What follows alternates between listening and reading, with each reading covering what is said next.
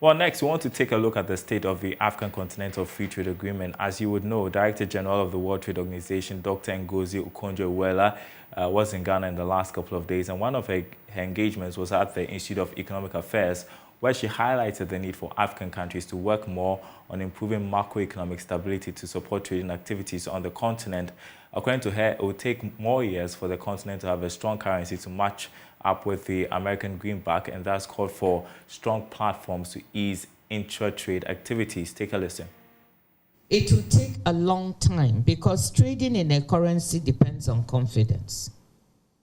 And the dollar has by far and away, for many years, been the currency of use. People trust the stability in the US, the macroeconomic management there, the political management. So the dollar has generated so much confidence that it has become the currency of choice. In order to have another currency that matches it, you need that level of confidence.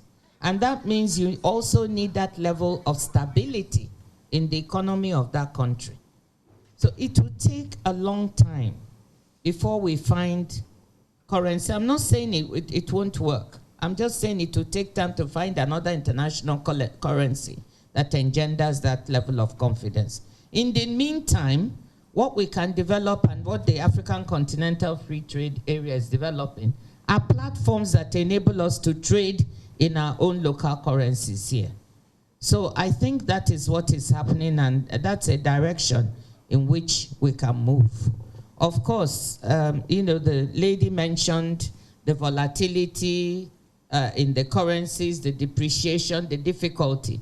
These are the teething problems you will see as more and more countries get onto that platform, which enables us to trade in our own currencies. And as countries manage their economies better, there are some things you have to do for yourself.